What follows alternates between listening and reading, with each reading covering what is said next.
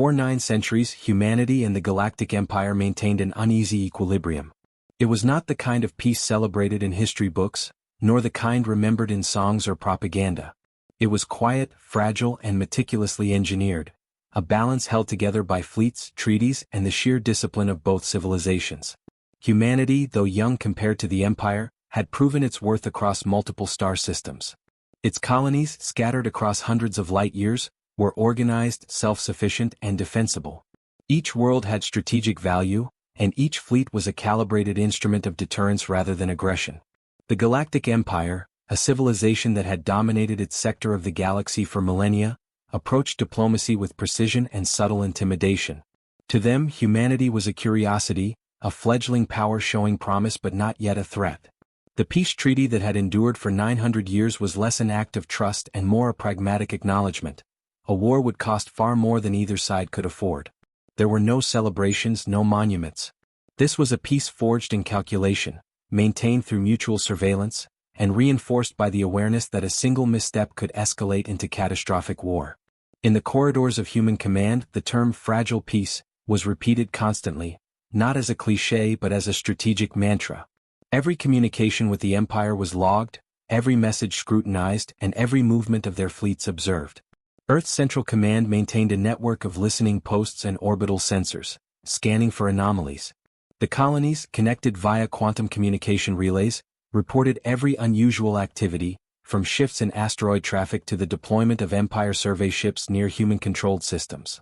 Humanity's defense planners understood that even a minor incident could ripple across light years, turning diplomacy into confrontation in hours. The most critical aspect of this peace, however, was predictability. Humans had learned to anticipate the Empire's behaviors. Trade convoys followed strict routes. Fleets conducted patrols on prearranged schedules. Even the ceremonial exchanges of ambassadors were choreographed down to the minute. Yet predictability had a weakness: it could breed complacency. Commanders often reminded their officers that what appeared as routine could mask intentions, and what looked like diplomacy could hide the first flickers of war. In the year 4921 of the human calendar, an event was scheduled that would test this fragile balance more than any sensor array or fleet maneuver ever could. The Empire requested the presence of human officials and commanders at a ceremonial assembly on a neutral station orbiting a planet at the edge of human space. Such visits were rare, and most commanders viewed them with suspicion. The Empire's motivations were opaque, its gestures almost always layered with political meaning. For humanity, the assembly was both a diplomatic obligation and a test of vigilance. General Ilara Voss, commanding officer of humanity's most advanced fleet, was assigned to attend. Her selection was deliberate. She was the first woman to lead a multi-system defense fleet, known not only for her strategic acumen but for her ability to maintain composure in high-stakes situations. Her presence signaled the seriousness with which humanity approached the assembly. Yet, for all her experience, she understood that attending an Empire-sanctioned ceremony was akin to walking a tightrope over a void of interstellar consequences. Every gesture, every word, every calculated smile could ripple across political channels and alter the delicate equilibrium of peace. The assembly itself was a study in controlled grandeur. The station, a massive ring structure orbiting a barren, gas-giant world, served as neutral ground. Empire architects had designed it to impress and intimidate simultaneously. Its corridors were sterile, its observation decks offered sweeping views of the planet below, and its central chamber was constructed to amplify presence and authority. Humans and aliens moved through these spaces with careful attention to protocol. Conversations were formal, hand gestures minimized, and interactions scrutinized by both human intelligence officers and Empire observers. Yet beneath this surface of diplomacy, tensions were palpable. Every attendee knew that the ceremonial visit was not mere theater. Humans brought strategic advisors, communication specialists, and fleet officers. They were accompanied by intelligence drones discreetly embedded within the station's infrastructure, monitoring for anomalies. Meanwhile, Empire security and protocol officers observed the human delegation closely, recording body language, noting micro-expressions, and tracking even the smallest deviations from expected behavior. In this environment, the line between ceremony and strategic reconnaissance blurred. For 9 centuries, no single incident had escalated to conflict, but the memory of near misses lingered in human command archives. Skirmishes at trade outposts, miscommunications over resource rights and aggressive surveying missions had tested the limits of diplomacy. Each was resolved with patience, negotiation, or careful demonstration of defensive capability. Humanity's fleet, while technologically advanced, had never relied on arrogance or overreach. The strategy was always measured: deterrence through preparation, defense through coordination, and leverage through reputation. Colonial governors and planetary councils followed the assembly closely via secure communication links. In the distant colonies, families, engineers, and local defense units were aware of the assembly but unaware of its true stakes. In the far reaches of human space, the news of a ceremonial visit might have seemed mundane. Yet for those who monitored galactic affairs, the gathering represented a potential pivot point. Observers noted subtle changes in Empire fleet patterns, shifts in patrol rotations, and the movement of transport convoys that accompanied the Empire delegation. Nothing overt suggested hostility, yet each anomaly was recorded, analyzed, and compared against centuries of precedent. Humanity's advantage lay in preparation. Unlike the Empire, whose scale made rapid adaptation cumbersome, humans had developed flexible command structures and responsive fleet protocols. Intelligence officers on board the human flagship continuously cross-checked Empire signals with historical data, calculating probabilities of aggressive action. Tactical scenarios were simulated in real time, considering everything from station defense systems to potential fleet deployments across multiple star systems. Humanity's approach was meticulous and deliberate, rooted in centuries of learning that survival in the galaxy required more than firepower. It demanded foresight, discipline, and the ability to anticipate moves several steps ahead. Yet even with preparation, uncertainty remained. The Empire's intentions were never fully transparent. Political intrigue, internal power struggles, and generational shifts in leadership could introduce unpredictability at any moment. Commanders knew that the peace was not a guarantee but a condition sustained by vigilance. This awareness fostered respect for the Empire's capabilities, tempered by confidence in human ingenuity. Peace, after all, was not simply the absence of war. It was the result of deliberate, persistent effort to manage risk across thousands of light-years. As the human delegation approached the central chamber, the weight of this history pressed upon them. The airlock cycles, the security scans, and the formal introductions were all part of a choreography designed to maintain order while masking uncertainty. General Voss reviewed her fleet's deployment status, considered escape vectors, and checked communications readiness.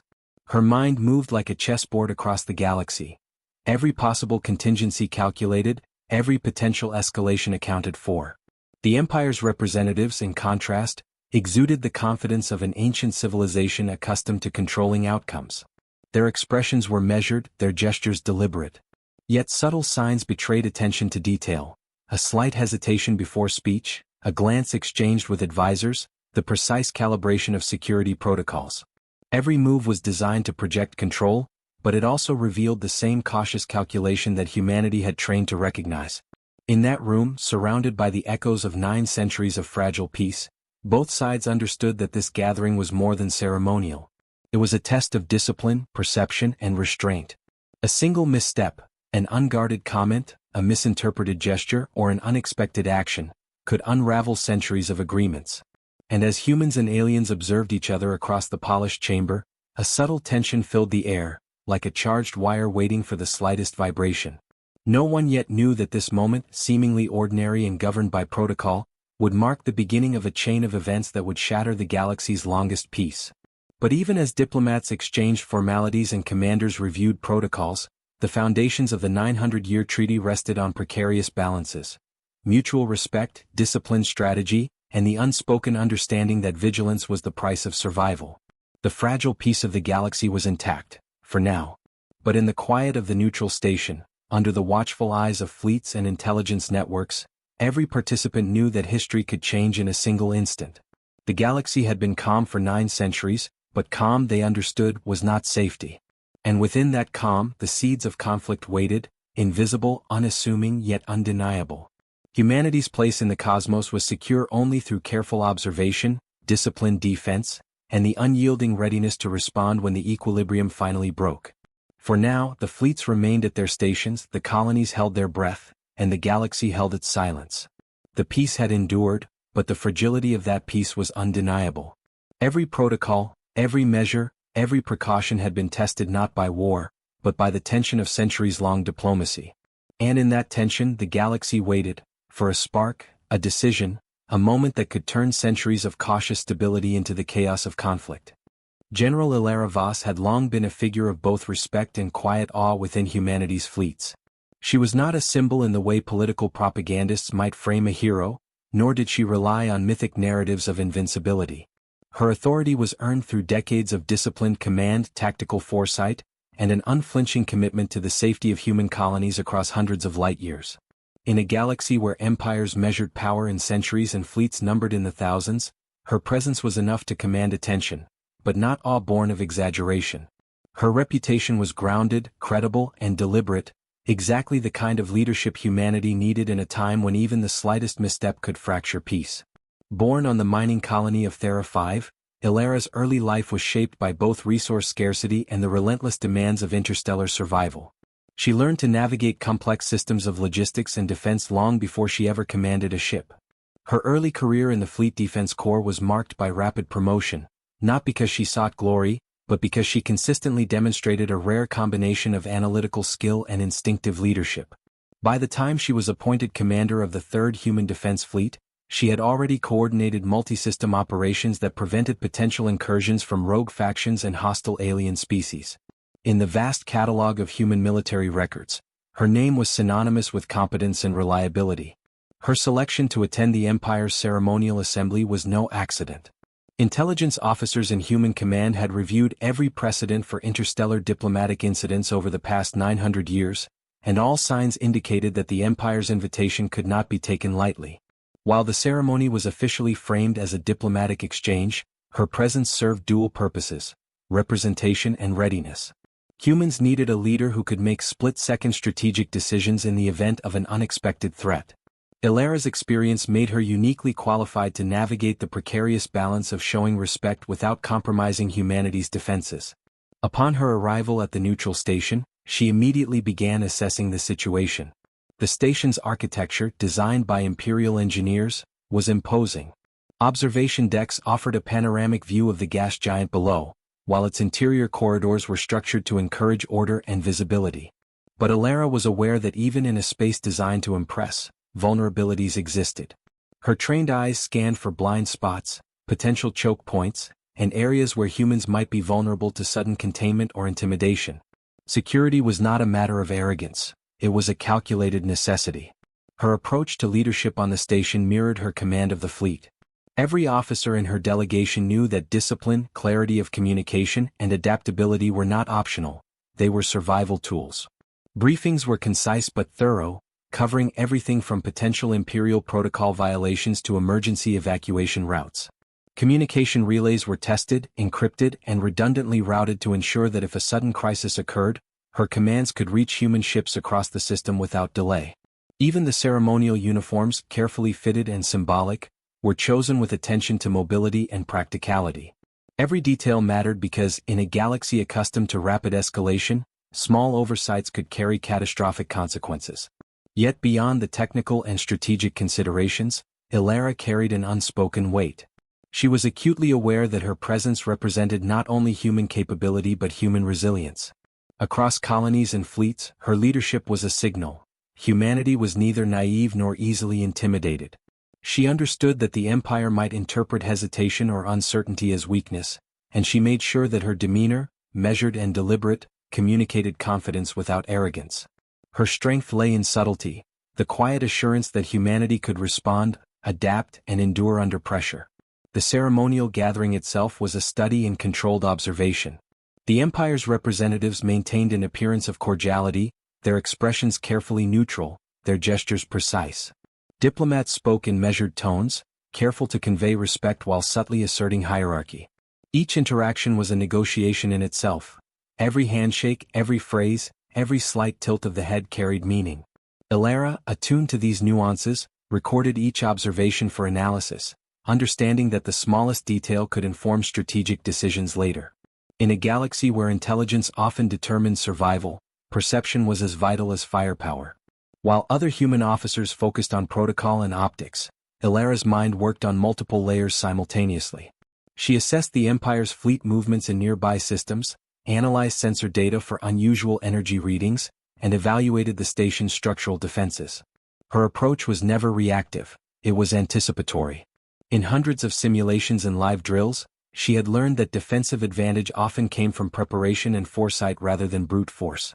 Every contingency, ranging from minor protocol breaches to full-scale fleet engagement, was considered and accounted for. In her mind, the ceremonial assembly was less about diplomacy than about survival preparedness. Ilara also understood the broader strategic landscape. Humanity's colonies were scattered across systems that varied in resources, terrain, and defensibility.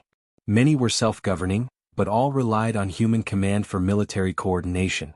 She was acutely aware that any incident on the neutral station could trigger responses across dozens of systems within hours.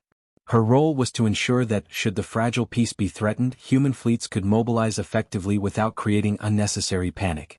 The balance of diplomacy and defense was delicate, but experience had taught her that preparation and restraint were inseparable.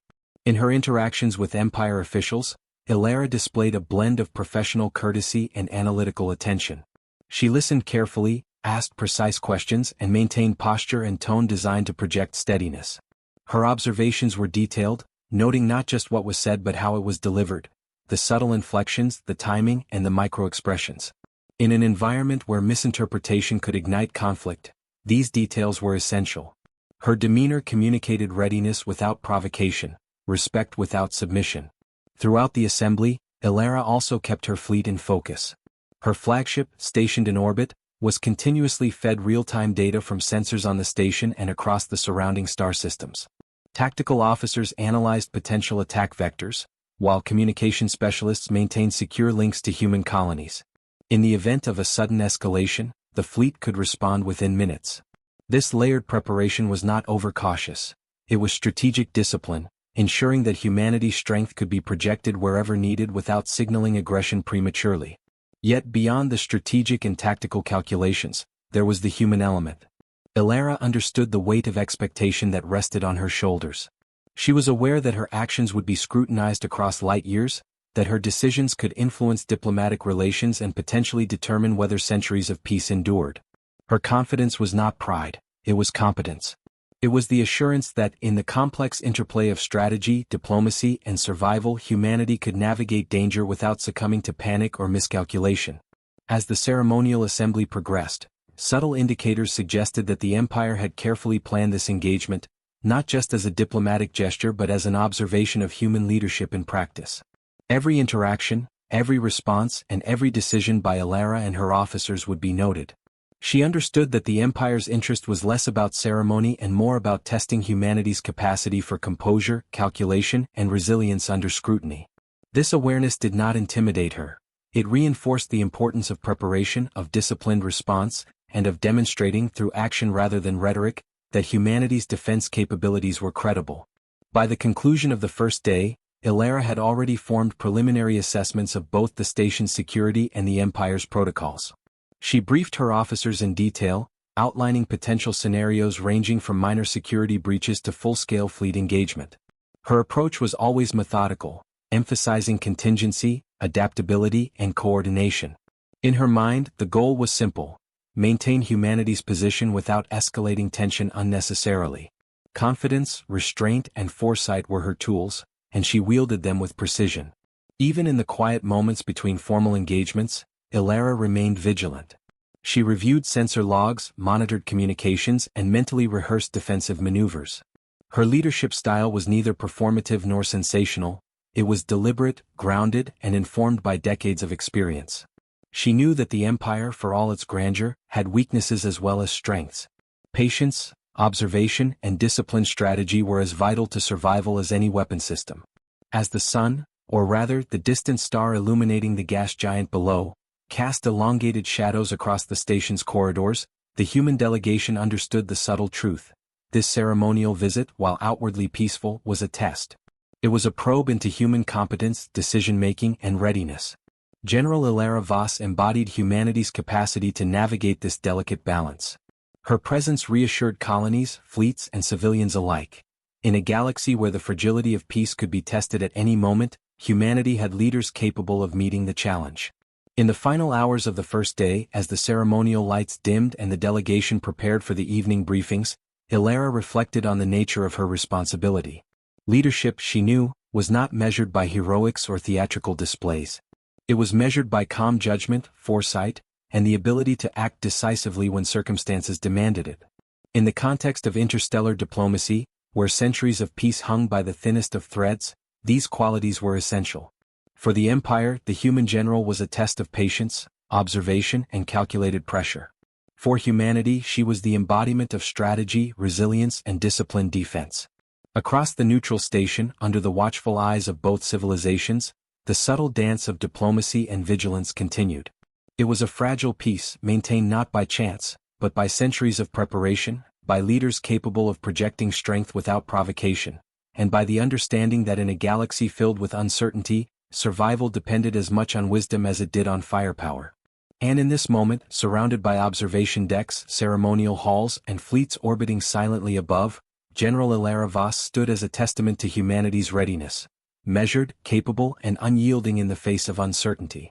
Her presence alone was a reminder to the galaxy that while peace might be fragile, humanity's commitment to its survival was resolute. The Galactic Emperor was a figure whose presence carried both awe and apprehension. Not in the way myths described rulers who could command galaxies with a gesture, but through the weight of centuries of accumulated power, strategy, and disciplined governance. He had observed humanity from afar, analyzing their fleet compositions, command hierarchies, and colony management strategies. To the Empire, the human species was neither insignificant nor wholly predictable, a combination that demanded careful attention. The ceremonial assembly on the neutral station was, in essence, a chessboard, and every participant a piece to be tested. From the moment he arrived, the Emperor's demeanor was carefully calculated. Not flamboyant, not ostentatious, he radiated authority through measured gestures, precise speech, and the subtle aura of someone accustomed to seeing outcomes before they occurred. His advisors, standing a respectful distance behind him, noted every exchange, every response, every micro-expression of the humans present. In the corridors of the station, whispers of his presence spread, a reminder that the Empire's leader was not merely a figurehead, but a strategist capable of influencing events across entire star systems. General Ilara Vos had anticipated the Emperor's arrival. She had studied his communications, reviewed intercepted strategy discussions, and examined historical patterns of imperial behavior during previous interstellar incidents. Her preparation was exhaustive. Still, she recognized that no amount of intelligence could eliminate the unpredictability inherent in the Emperor's gambit. In situations like this, the balance between vigilance and composure was delicate. One misstep, whether a misplaced word or a delayed reaction, could escalate the situation into open conflict. The assembly began formally, with human diplomats, fleet officers, and imperial representatives seated in a chamber designed to amplify presence and attention. Every architectural choice had meaning: sightlines that allowed observers to gauge reactions, surfaces that reflected light in ways that emphasized authority, and communication nodes that ensured uninterrupted real-time transmission of all activity. Even in such an environment, where diplomacy was performed as carefully as a ritual, tension was palpable. Every human officer understood that this was not a display of camaraderie, but a stage on which strategy and intent were measured. When the Emperor addressed the delegation, his speech was meticulous. He acknowledged humanity's achievements, noted the longevity of the peace treaty, and spoke of mutual respect in terms that were precise, almost surgical. Yet beneath the formal tone, Ilara detected subtle patterns designed to unsettle. Pauses that seemed longer than necessary, carefully chosen words that could be interpreted in multiple ways, and a deliberate focus on the human chain of command. Each phrase was a probe, testing reactions, measuring confidence, and subtly challenging assumptions. As the Emperor moved closer to the center of the chamber, the human delegation instinctively tightened formation. Fleet officers adjusted stances, communication officers confirmed signal integrity, and security personnel subtly repositioned. Ilara observed without overt display, analyzing the subtle movements and the strategic implications of proximity. In her experience, the physical placement of a figure as politically and militarily influential as the Emperor could be as revealing as the content of any statement. Every inch of movement carried meaning, every gesture was a potential test of readiness. Then came the moment that shifted the balance from diplomacy to crisis. The Emperor's hand moved with precision. A single shot rang out, not chaotic, not impulsive, but deliberate. The chamber froze, every sensor recording, every observer momentarily paralyzed. The sound echoed through the neutral station's metallic corridors, amplified by design, leaving no ambiguity. The ceremonial piece had been interrupted by an act of lethal intent. General Voss, trained for split-second response, processed the situation instantly. Her attention divided between immediate defense protocols and fleet coordination. She assessed the trajectory, the potential for collateral damage, and the necessity of immediate human response. Every calculated decision in her career had prepared her for such a moment, yet the reality of lethal action in the heart of diplomacy was always more visceral than simulations could replicate. The shot, aimed with precision at General Voss herself, was a political statement more than a personal attack. The Emperor had chosen timing, location, and visibility to send a message to the human delegation, their fleets, and every colony across the systems. The Empire would act decisively when it saw opportunity, and it would measure the consequences carefully. The act was not reckless, nor born of rage. It was a calculated maneuver designed to destabilize, provoke, and gauge human strategic response. Across the neutral station, communication nodes transmitted the event instantaneously to human intelligence networks. Colonies and fleet commands hundreds of light-years away received alerts, confirming the gravity of the situation. In the command centers, officers ran contingency protocols, verifying fleet positions, assessing defensive readiness, and calculating response times. The precision of the Emperor's action left little room for misinterpretation. Humanity's chain of command had been tested under extreme pressure, and the results would inform both immediate defense measures and long-term strategic planning. The psychological dimension of the act was profound. For centuries, human officers had operated under the assumption that peace, while fragile, was enduring. The deliberate targeting of a high-ranking officer, the symbol of humanity's most disciplined fleet, challenged that assumption. It forced every human command element to reconcile preparation with reality, testing both composure and adaptability. Ilara understood this implicitly. The Emperor's gambit was less about the bullet itself and more about the message, the disruption, and the calculation of human response under stress. In the immediate aftermath, chaos was contained by training and discipline. Security teams secured the chamber, communications ensured that intelligence networks remained intact, and fleet protocols were activated without panic. General Voss, even while injured, maintained command presence, issuing clear, concise orders to prevent escalation beyond necessity. Her ability to project calm and decisive leadership in real time underscored humanity's strength. It was not a strength of legend, but of preparation, coordination, and adaptability. Strategically, the implications were staggering. The Emperor had tested the human delegation not just in physical defense but in command resilience, diplomatic judgment, and the capacity to maintain operational integrity under extreme duress. Every response would be analyzed, interpreted, and anticipated by Imperial intelligence. Humanity's fleets, dispersed across systems, would adjust posture in response, reinforcing defensive readiness without signaling aggression beyond measured necessity. This was war by subtlety, by manipulation, by testing of command structures rather than overt battlefield engagement. Ilara's assessment extended beyond the immediate tactical environment. She considered the message sent to civilian populations, to distant colonies, and to human leadership councils. The Emperor's action was designed to provoke analysis, debate, and perhaps even hesitation within human command. Yet it also exposed a truth. Humanity had trained for such contingencies, had distributed leadership capable of rapid adaptation, and possessed systems of communication and coordination that allowed response without escalation. The gambit, while bold, revealed the very strengths the Empire had sought to challenge. Within hours, fleet movement was recalibrated. Human ships and adjacent systems adjusted orbital positions, activated surveillance protocols, and began readiness drills. Colonies received directives emphasizing calm, discipline, and operational security. The assassination attempt, or deliberate targeting, had tested not only the human delegation but the entire network of command and response. Humanity's ability to maintain cohesion under such provocation was itself a strategic message. The species could endure extreme pressure, respond with intelligence, and adapt without succumbing to panic or retaliation. In private communications, advisors and fleet officers discussed implications in terms of probabilities, contingencies, and strategic leverage. Every possibility, from diplomatic escalation to full-scale war, was weighed against available resources, projected enemy response, and historical precedent. General Voss guided these discussions with clarity, emphasizing reasoned assessment over emotional reaction. Her leadership reinforced the HFY principle not as mythic heroics, but as competence, resilience, and unshakable preparation in the face of provocation. By the end of the first cycle of analysis, the human delegation understood the depth of the Emperor's calculation. It was not a reckless act of aggression, but a measured probe into the very mechanisms that sustained humanity's defense posture. Every fleet movement, every communication relay, every colonial alert system had been indirectly tested. The human response, measured and disciplined, demonstrated the species' capacity to endure pressure while maintaining strategic integrity. The Emperor, observing these developments from his station's command interface, noted each response with the same meticulous attention he applied to all strategic calculations. His gambit had revealed both strengths and vulnerabilities, and the data would inform decisions across imperial councils.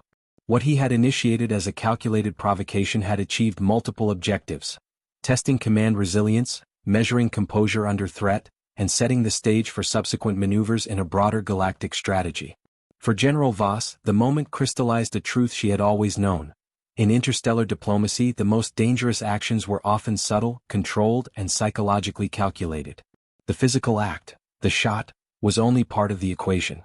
The real leverage lay in anticipation, reaction, and the disciplined management of both human and imperial perception. Humanity's ability to navigate this challenge without succumbing to chaos was a testament to centuries of preparation, training, and strategic culture. As the neutral station continued its rotation around the gas giant, the delegation, under General Voss's guidance, stabilized the immediate environment. Observers on both sides noted the composed, deliberate responses. Humanity had endured the first direct test of the Emperor's gambit, not through mythology or improbable heroics, but through strategic acumen, disciplined command, and coordinated response. The fragile peace that had persisted for 900 years now hung by a thread, and both civilizations understood that the coming cycles would define the future of interstellar relations. Even as the ceremonial facade resumed, the chamber bore the invisible scars of the encounter. Diplomacy had been tested under extreme conditions, and the results would resonate far beyond the neutral station. Humanity had proven it could respond intelligently under provocation, and the Empire had confirmed that it could manipulate events on an unprecedented scale. In this delicate interplay, the galaxy's equilibrium had shifted subtly, signaling that the next phase, whether escalation or reconciliation, would hinge on strategic calculation rather than luck or chance. The echo of the shot still reverberated through the neutral station when the reality of its consequences began to settle. In that instant, 9 centuries of meticulously maintained peace shattered, not in a blaze of warships and cataclysmic energy beams, but through a single, deliberate act. The Empire's bullet had struck not just a person, it had punctured the veneer of stability, piercing through centuries of trust, protocol, and strategic understanding. Across human systems, across fleets, across colonies, the ripple began to spread. General Ilara Voss, wounded but composed, understood immediately what the Emperor had achieved.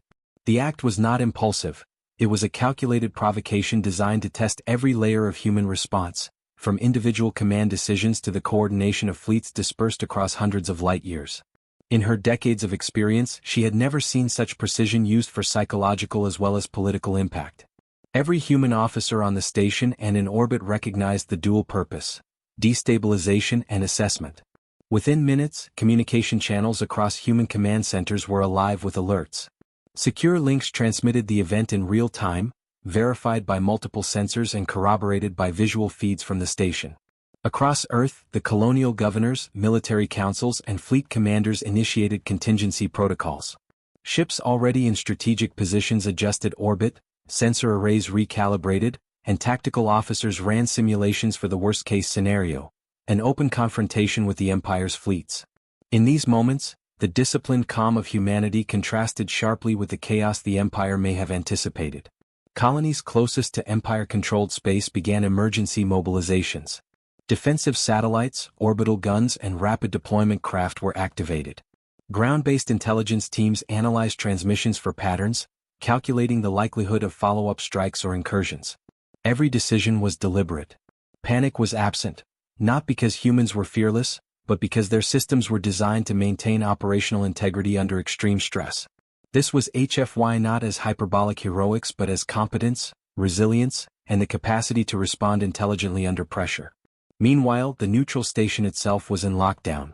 Security protocols engaged automatically, sealing bulkheads, activating defensive drones, and maintaining surveillance on all access points. Humans and imperial representatives alike recognized the immediate tactical truth. The chamber, once a symbol of diplomatic ritual, was now a theater of strategic consequence. Every person present understood that their actions in the next moments could either contain the incident or escalate it into open conflict. General Voss, despite her injury, coordinated the human delegation with calm authority. Orders were issued to secure communications, verify fleet readiness, and maintain situational awareness. Her approach emphasized restraint without inaction. Every human officer on the station knew that an overreaction could be interpreted by the Empire as a justification for escalation, while hesitation could invite further aggression. The balance was precarious, but decades of preparation ensured that the delegation moved as a unified, strategic entity. Across the galaxy, the Empire's actions sent a ripple through intelligence networks and command centers. Observers in human colonies, previously reliant on distant oversight, were now acutely aware of their vulnerability. Transmission logs from prior centuries were cross-referenced, fleets' response times analyzed, and predictive models recalibrated. The human response, measured and precise, communicated a message. While provocation was possible, disruption was not inevitable. Humanity could endure targeted aggression without collapse, relying on strategy and discipline rather than impulsive retaliation. In orbit, human fleet commanders adjusted tactical positions, bringing ships into defensive formations designed to protect both the neutral station and vulnerable colonies. Sensor arrays were heightened to detect anomalous activity across the sector. Rapid response units were placed on standby, ready to deploy if the Empire attempted further escalation. Every move was deliberate, informed by historical precedent, and guided by the principle that measured strategy outweighed reactionary force. The political impact of the Emperor's act was immediate and profound. Human leadership councils convened across multiple star systems to assess risk, verify communications, and deliberate next steps. Governors and fleet commanders weighed the benefits of caution against the need to project strength. Diplomats analyzed potential avenues for de-escalation, considering both the Empire's motivations and humanity's long-term strategic interests. In every discussion, the central truth was acknowledged. 900 years of peace had ended in a single meticulously executed moment. Even as human command stabilized the immediate situation, the psychological ramifications were undeniable. Civilians in distant colonies learned of the event through encrypted transmissions. Fear was present, but it was tempered by the knowledge that preparation and strategic discipline could mitigate vulnerability. Across every system, humanity's capacity for coordinated defense became both a reassurance and a silent statement to the Empire. Provocation alone could not dismantle centuries of vigilance. The shattering moment also forced reassessment of long-term strategy. Previously stable diplomatic channels were now under review. Intelligence networks were expanded, predictive models refined, and contingency protocols upgraded to account for potential escalation across multiple theaters simultaneously. Fleet officers simulated rapid deployment across sectors, considering multiple Empire response patterns, from direct fleet engagement to covert infiltration and psychological warfare. Each calculation reinforced a central principle. Survival depended on anticipation, adaptability, and disciplined execution. At the neutral station, the human delegation continued to operate with disciplined composure. General Voss, despite her injury, reviewed situational reports, coordinated defensive readiness, and ensured that communication lines with both the fleet and distant colonies remained secure. Every decision reinforced the underlying HFY theme. Humanity's strength was not in mythic heroics, but in the capacity to respond intelligently, strategically, and without succumbing to panic. The Empire, for its part, observed the human response closely. Sensors and intelligence feeds relayed every adjustment, every tactical shift, and every strategic communication. The Emperor's gambit, designed to provoke chaos, instead revealed a resilience rooted in preparation, foresight, and coordination. While the bullet had shattered centuries of formal peace, it had also exposed humanity's capacity for disciplined endurance under extreme provocation. In the hours following the incident, human fleets maintained defensive postures while intelligence analysts worked to determine the full scope of the Empire's intentions. Communications with the neutral station confirmed operational security, while distant colonies reported status and readiness. Contingency protocols were exercised, ensuring that no system would be caught unprepared. The response was deliberate, coordinated, and strategic, a demonstration that humanity could absorb shocks, assess risk and maintain command integrity under pressure. Across the galaxy, the shattering moment was recorded in both human and imperial logs. For historians and strategists alike, it would be remembered not as an act of reckless violence, but as a pivotal incident that tested the very fabric of interstellar diplomacy. The Empire had acted to destabilize, and humanity had responded with composure, intelligence, and a demonstration of strategic depth. In this context, the event became a case study in command resilience, diplomatic risk management, and the subtle dynamics of galactic power. As the day drew to a close, General Voss convened her officers for a debriefing. She emphasized three key principles: maintain calm, assess every variable, and act decisively when required. Her words were not rhetoric. They were grounded in decades of operational experience and the immediate lessons of the Emperor's provocation. Every officer present understood that the fragile peace of the past 9 centuries had been replaced with a more dynamic and unpredictable reality, and that humanity's survival would depend on measured judgment and disciplined action in the coming cycles. Even as night, or the equivalent stellar cycle, fell across the gas giant below the station, the human delegation remained vigilant. Sensors continued to monitor anomalies, communications channels remained active, and fleet formations were adjusted in anticipation of further imperial moves. The galaxy had witnessed a singular, decisive moment: the shattering of centuries of peace, the testing of command, and the first true demonstration that even a species as disciplined as humanity could be pushed to the edge. Yet despite the shock, there was clarity. Humanity had endured. The response had been deliberate, coordinated, and strategically sound. The Empire had tested the species, and the species had met the test, not through superhuman feats or improbable heroics, but through preparation, foresight, and intelligent decision-making. The shattering moment had indeed disrupted the equilibrium, but it had also highlighted humanity's fundamental strength: the capacity to navigate extreme danger with composure, strategy, and a focus on survival. In every colony, across every fleet, and within the command center of the neutral station, the same lesson was reinforced. The galaxy had changed, peace was no longer guaranteed, and every decision moving forward would carry consequences measured in light years and centuries. Humanity had proven it could respond intelligently under provocation. The Emperor had demonstrated the reach of the Empire's strategic intent. And the fragile balance that had endured for 900 years had been replaced with a new reality, one in which vigilance, adaptability, and disciplined command would determine the course of interstellar history. The galaxy had changed in an instant. The Emperor's gambit, executed with precision and intent, had shattered centuries of trust and routine. Across human command centers, fleet stations, and distant colonies, the news arrived as a wave of urgency. The Empire had demonstrated its willingness to act decisively against humanity, striking at the symbol of its fleet leadership. The immediate question was no longer whether humanity could defend itself. It was how. General Ilara Voss, still recovering from her wound, moved swiftly to coordinate the response. Her priority was not revenge, but containment, strategic positioning, and preservation of both human life and long-term operational capacity. Fleet officers, intelligence analysts, and colony governors were brought in to secure communication loops. Every sector of human space was evaluated for vulnerability, and defensive measures were activated according to pre-established contingency plans. The first step was command stabilization. Communication networks across hundreds of light years were verified, ensuring that all human fleets remained under coordinated control. Autonomous systems monitored orbital defenses and critical infrastructure, while human officers focused on interpreting the tactical implications of the Emperor's strike. In every instance, the principle was clear: avoid panic, maintain cohesion, and respond strategically. HFY strength in this moment was measured not in reckless heroics but in disciplined execution.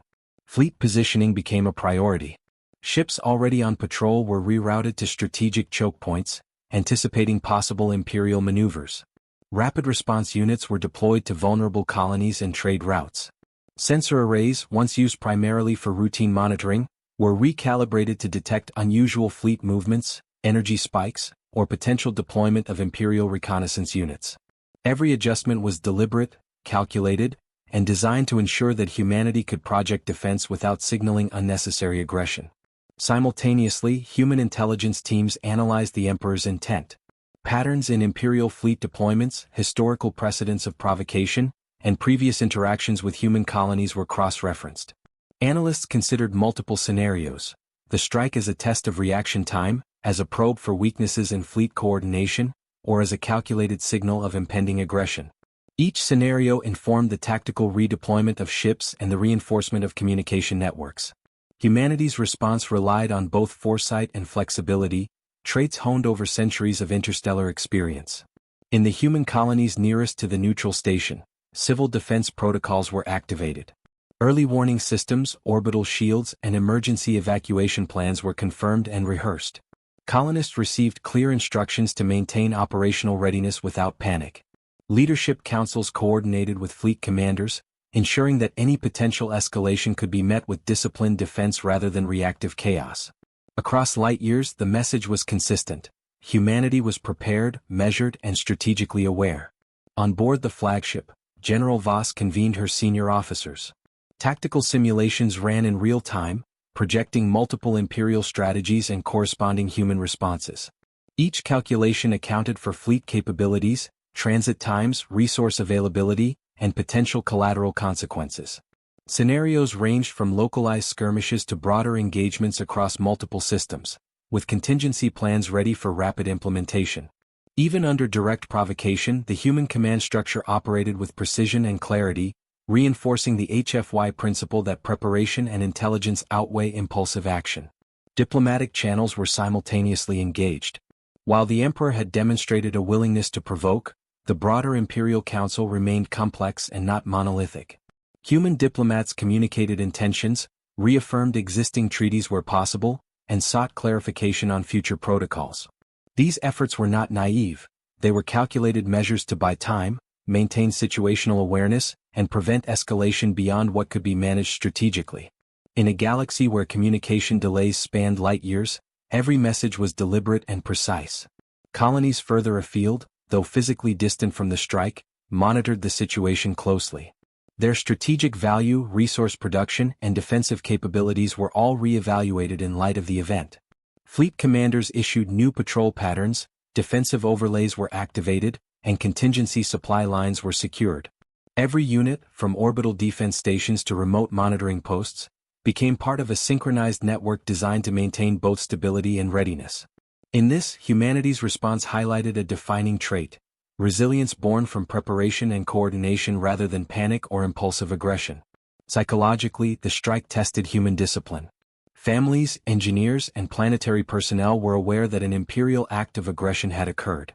Leadership councils emphasized the importance of maintaining composure and operational integrity, communicating that while vigilance was required, reactionary fear could be more damaging than the provocation itself.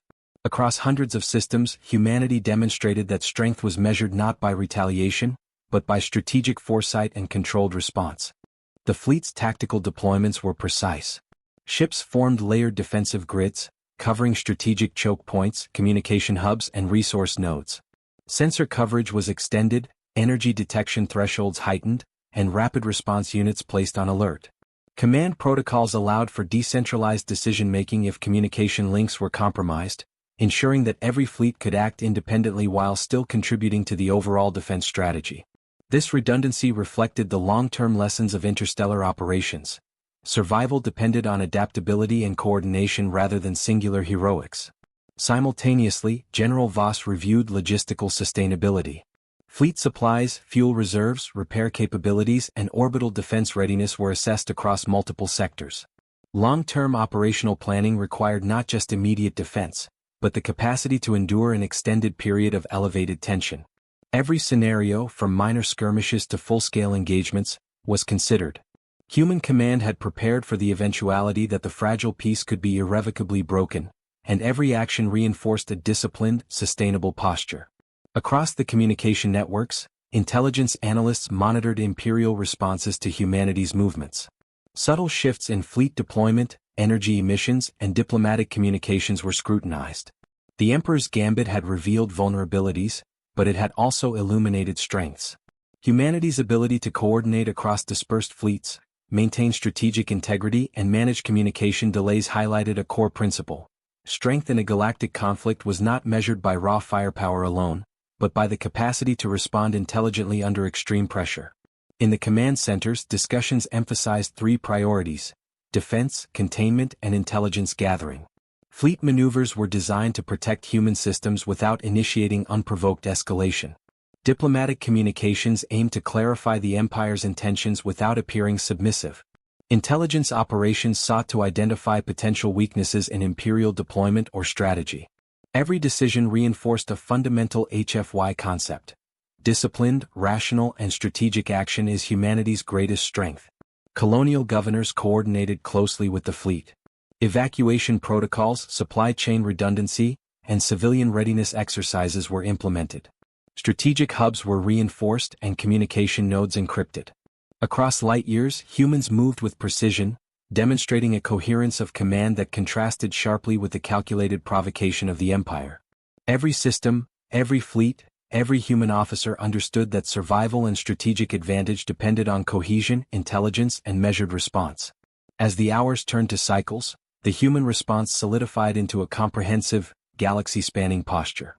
Defensive grids were established, fleets were positioned to intercept potential threats, and intelligence networks continuously updated predictive models. Colonies and fleets were integrated into a single operational framework, capable of responding to emergent threats without central delay. Humanity's response was not reactive chaos, it was disciplined adaptation, a calculated demonstration that the species could endure provocation while maintaining operational integrity. Even in the quiet moments between operational adjustments, General Voss maintained situational awareness. She reviewed sensor data, communication logs, and fleet positions, ensuring that every aspect of human readiness was functioning at maximum efficiency. Her leadership exemplified HFY strength, competence, adaptability, and strategic foresight, without need for dramatized heroism or mythic exaggeration. The human response was measured, precise, and effective, a testament to preparation, intelligence, and resilience. By the close of the first operational cycle, humanity had responded decisively but strategically. The immediate threat posed by the Emperor's gambit had been contained, and human fleets were positioned to defend colonies, secure supply lines, and monitor Imperial movements. Colonists were reassured, and leadership councils confirmed that operational readiness was sustained across sectors. Humanity had absorbed the shock of the provocation, maintaining both composure and strategic initiative. In the broader galactic perspective, the human response served as a message. Provocation alone would not destabilize humanity. The Empire had demonstrated capability, intent, and strategic audacity. Humanity had demonstrated discipline, coordination, and resilience.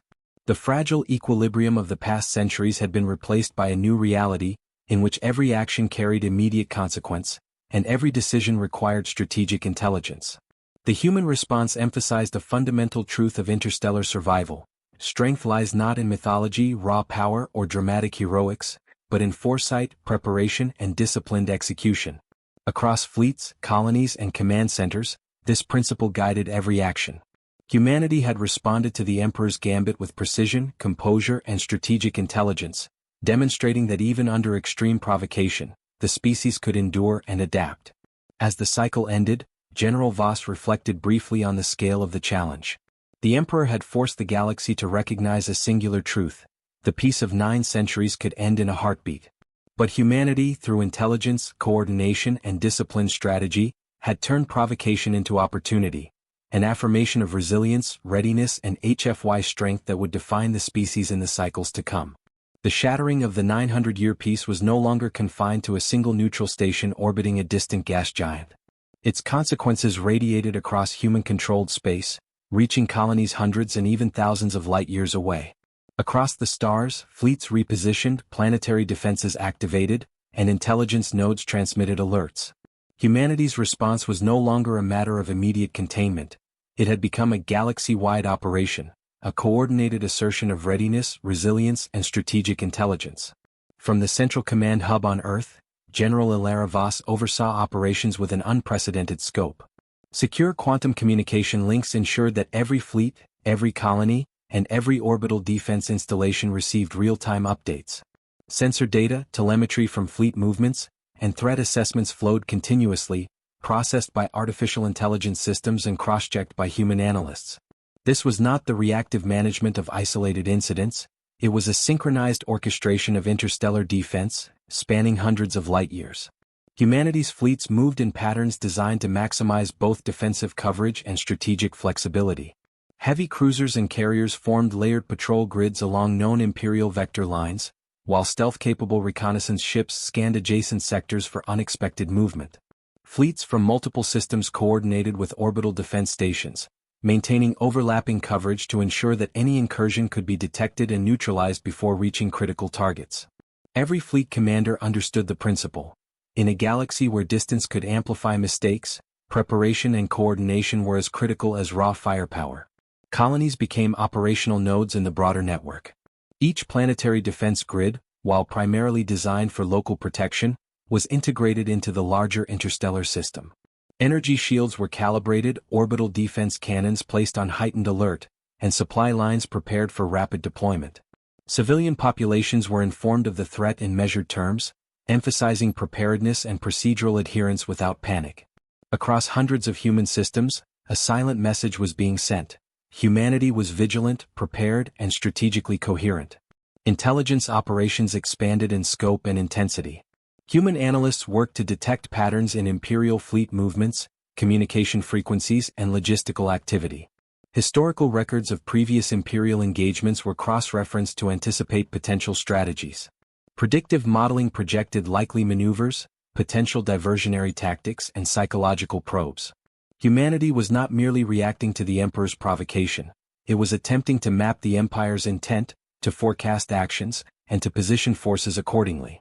HFY strength in this context was defined by foresight, adaptability, and analytical precision. The communication network between Earth, colonies, and fleets operated as a single, decentralized organism. Orders could be issued from multiple command centers simultaneously, ensuring that no fleet was left without guidance in case of disruption. Redundant communication nodes allowed for encrypted quantum messaging, impervious to interception or jamming. Contingency protocols included autonomous fleet commands capable of decision-making based on predefined strategic parameters.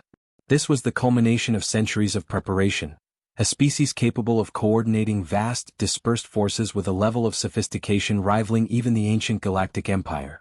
At the frontier systems closest to Imperial territory, fleets executed complex maneuvers designed to project both strength and readiness. Reconnaissance units probed Imperial-controlled space, testing for defensive patterns, response times, and potential weaknesses. Data gathered from these operations fed back into the central command network, allowing strategic recalibration across the entire human defense posture. Every movement, every scan, every adjustment was carefully calculated to avoid provocation while asserting a credible deterrent presence. Colonial governors, fleet commanders, and intelligence officers maintained constant situational awareness. The psychological dimension of the response was as important as the tactical. Populations and leadership alike needed assurance that humanity could respond to threats across interstellar distances without descending into chaos or panic. Emergency protocols were rehearsed, command hierarchies reinforced, and communications verified.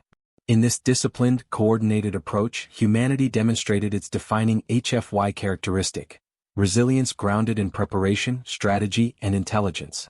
While fleets moved and colonies prepared, General Voss monitored the situation from Earth's central command hub. Her experience allowed her to anticipate not just immediate threats, but the cascading consequences of each maneuver. Energy signatures, fleet trajectories, and communication anomalies were analyzed for hidden meaning. Every decision she made was informed by the dual imperatives of protection and strategic positioning. Humanity's ability to respond effectively depended not on instinct alone, but on rigorous, multi-layered analysis of the galactic chessboard. The Empire, observing from its own command networks, noted the human response with keen interest. The Emperor's initial gambit had been designed to destabilize and provoke, but it had also provided a wealth of data. Humanity's coordinated movement, disciplined execution, and resilience under pressure revealed both strengths and potential vulnerabilities. Every fleet reposition, every defensive calibration, every encrypted transmission offered insights into human capabilities, priorities, and procedural patterns. The Emperor's strategy relied on both action and observation, a dual mechanism for control and testing. Even as fleets maintained orbital positions and colonies enacted defensive protocols, human engineers and intelligence teams worked behind the scenes to reinforce vulnerabilities. Supply chains were restructured to ensure redundancy, repair units were deployed to critical infrastructure, and contingency energy reserves were activated. The galaxy-wide operation was as much about ensuring survival as it was about signaling capability. Humanity had demonstrated that strategic depth and preparedness were as crucial as fleet strength in the interstellar balance of power. Across systems, fleet commanders coordinated with precision. Sensor data was shared between independent task forces, energy readings monitored for anomalies, and communication channels secured against potential Imperial interference. Every tactical unit, from capital ships to scout vessels, operated as a component of an integrated defense network. Command redundancy ensured that even if one fleet center were compromised, the broader operation would remain effective. Humanity's resilience was systemic, reflecting centuries of learned strategy, discipline, and interstellar awareness. The civilian dimension also played a strategic role. Colonies continued to function under heightened awareness, conducting drills, reinforcing infrastructure, and maintaining readiness. Civilian oversight committees ensured that energy, logistics, and communication networks remained operational. Public messaging emphasized resilience and preparation, reinforcing psychological stability across human systems. In this multi-layered approach, humanity's galaxy-wide response was both tactical and cultural. Every action, from fleet deployment to civilian protocol, contributed to strategic coherence. By the second cycle of operation, humanity's posture had become clear. The species was not retreating, nor was it responding with impulsive aggression. Fleet movements projected strength, colonies maintained operational integrity, and intelligence networks provided real-time strategic insight. Across hundreds of light-years, the coordinated human response communicated a single, unmistakable message. Provocation would not destabilize, surprise would not incapacitate, and even the most audacious Imperial maneuver could be met with disciplined, intelligent action. Throughout the galaxy, subtle indicators confirmed the effectiveness of humanity's strategy. Sensor anomalies were accounted for, fleet movements synchronized, and communication networks resilient. The initial shock of the Emperor's provocation had been absorbed, analyzed, and transformed into actionable intelligence. Every subsequent decision reinforced operational coherence, emphasizing foresight, coordination, and disciplined execution, the core of humanity's HFY advantage. General Voss, reviewing the broader operation, recognized a critical truth: the galaxy had entered a new phase. The fragile peace that had endured for 9 centuries was gone. What remained was a dynamic equilibrium shaped by preparation, intelligence, and the capacity for coordinated action across interstellar distances. Humanity had responded decisively, asserting readiness without provocation, and signaling to the Empire that the species was capable of enduring calculated aggression. In these hours, the galaxy witnessed a defining characteristic of humanity: strength born not of myth or exaggeration, but of foresight, discipline, and adaptability. Across fleets, colonies, and command centers, humans operated as a coordinated organism, capable of projecting both defensive readiness and strategic intelligence. The Emperor's gambit had been audacious, but humanity had responded with measured resilience, demonstrating that even in the aftermath of provocation, survival and operational integrity were achievable. The operational lessons were clear. Strategic depth, decentralized command, redundant communication, and disciplined coordination were the pillars of human defense. Fleet deployments across critical systems ensured coverage, while intelligence networks provided early warning and predictive analysis. Colonies reinforced operational readiness, ensuring that infrastructure and population centers remained secure. Across the stars, humanity's response was a demonstration of HFY principles: competence, preparation, and resilience under extreme pressure. As the cycle closed, General Voss and her officers evaluated the galaxy-wide posture. Fleet positions were optimized, communication networks verified, and intelligence assessments updated. Colonies were secured, and contingency plans for escalation were in place. The galaxy had changed, but humanity had adapted. The Emperor's initial provocation had tested every layer of human strategy, and the response had proven the species' capacity to operate cohesively, intelligently, and effectively. In the vast expanse of interstellar space, the stars themselves seemed to reflect the new reality. The delicate balance of centuries had been disrupted, yet humanity's disciplined, galaxy-wide response signaled strength, resilience, and readiness. Across fleets, colonies, and command centers, the message was uniform: the fragile peace was gone, but the capacity to endure, adapt, and defend remained absolute. The shock of the Emperor's gambit rippled through every human system, from the core colonies to the farthest outposts. General Ilara Voss had coordinated the immediate operational response across fleets, orbital defenses and colonies, but the broader question loomed. How should humanity respond politically? The question was not merely one of retribution, it was a strategic dilemma. Every decision carried consequences measured not in days, but in decades and centuries, potentially defining the trajectory of interstellar relations. Humanity's Representative Council convened an emergency session. It was a quorum unlike any in living memory, including fleet commanders, colonial governors, diplomats, and intelligence directors. Holographic feeds connected systems light years apart, and secure communication protocols ensured that the assembly could deliberate without fear of imperial interception. The Council's task was clear but daunting: decide how humanity would formally respond to the Empire's provocation, balancing immediate defense, long-term strategic positioning, and the survival of countless colonies. 4 hours, debate was measured, intense, and uncompromising. Some delegates argued for caution, emphasizing the need to avoid escalation that could trigger a full-scale war against the Empire's far larger fleets. Others pressed for decisive action, pointing out that failure to respond could signal weakness and invite further aggression. Every argument was rooted in intelligence, historical precedent, and predictive modeling, not emotion or rhetoric. This was strategy in its purest form, the disciplined deliberation that defined humanity's HFY advantage. General Voss presented the operational assessment. She detailed the fleet deployments, readiness levels, and defensive positioning across human space. Using real-time data streams, she illustrated potential imperial response scenarios, highlighting both strengths and vulnerabilities. Her presentation was precise, analytical, and unflinching. She did not dramatize, she did not exaggerate. Her credibility was absolute. Every member of the council understood that her words reflected not hope or fear, but the operational reality. Humanity could defend itself, but the stakes were immense. Debate turned to diplomacy. Several council members proposed renewed negotiations, emphasizing that the Empire might not have intended a broader conflict and could be open to formal clarification. Others countered that the Emperor's deliberate targeting of a human general represented an unambiguous act of aggression, one that could not be ignored without risking further escalation or undermining the credibility of human command. The tension in the virtual chamber reflected the stakes. One miscalculated decision could ignite war across light years of territory. Amid these discussions, the Council initiated a vote, a decision to formalize humanity's position. It was not taken lightly. Each system's representative considered the implications for colonies, fleets, and civilians. Each vote reflected layers of intelligence, political calculation, and operational readiness. This was not a symbolic gesture. It was a strategic determination, a collective acknowledgement that the previous 900 years of peace had ended, and that humanity's posture in the galaxy would now be defined by both preparedness and resolve.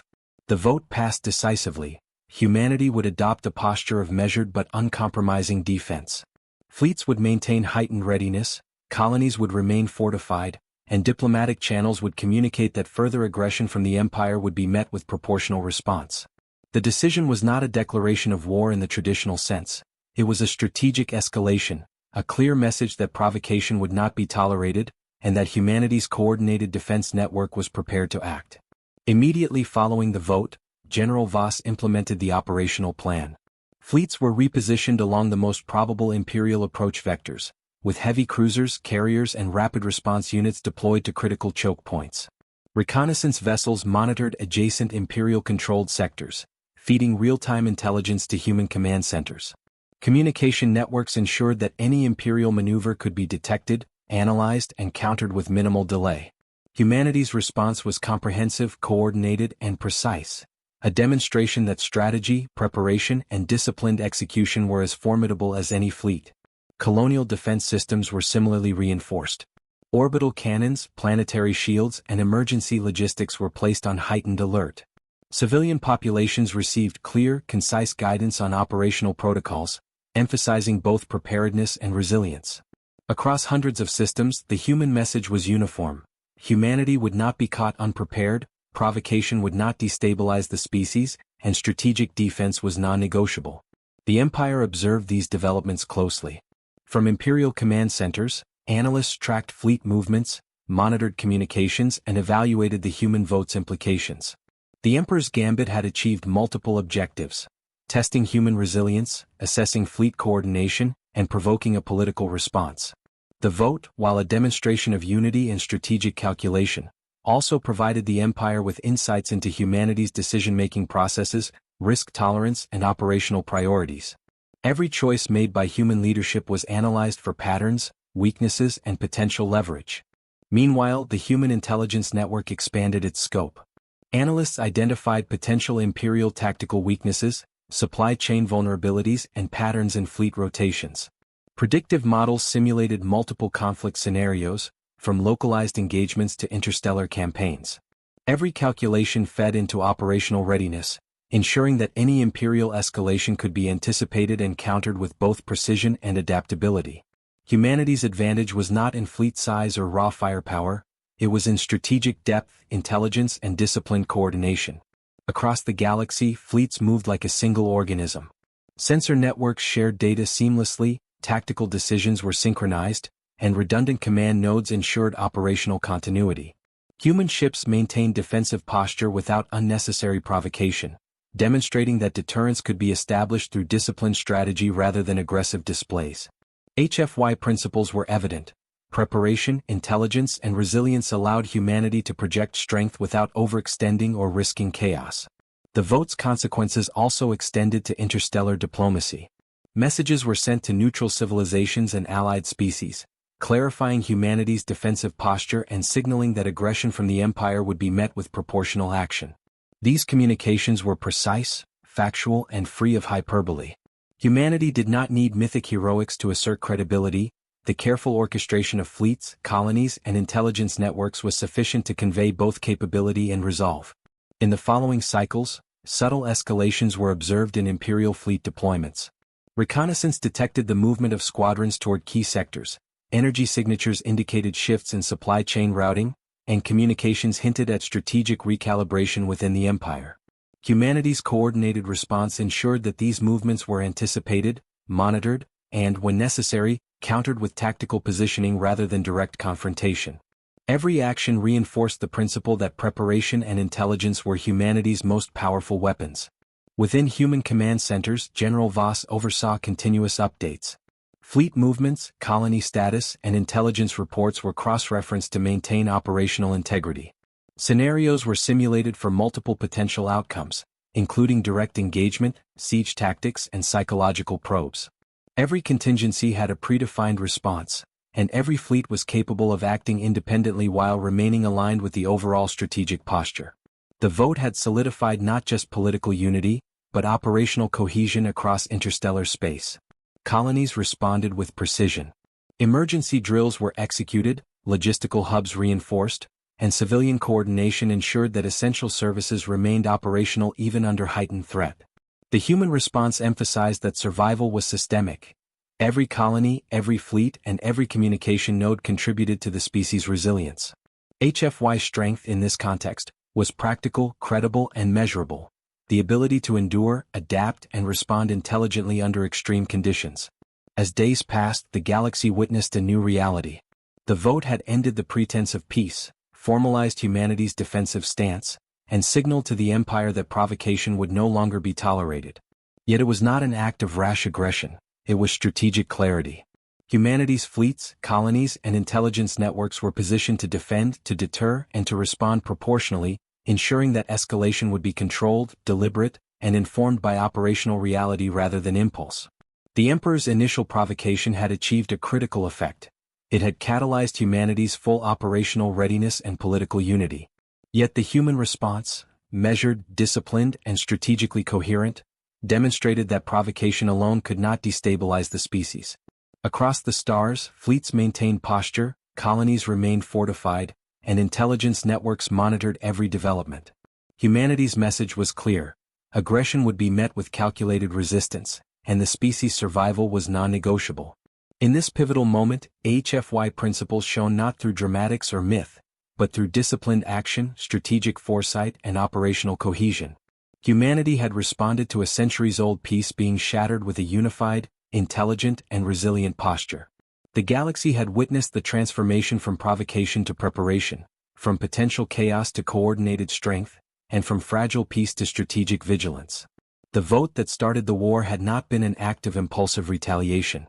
It was a recognition of reality, The Emperor's Gambit had ended the old order, and humanity was now operating under a new paradigm, one defined by preparation, strategic calculation, and resilience across hundreds of light years.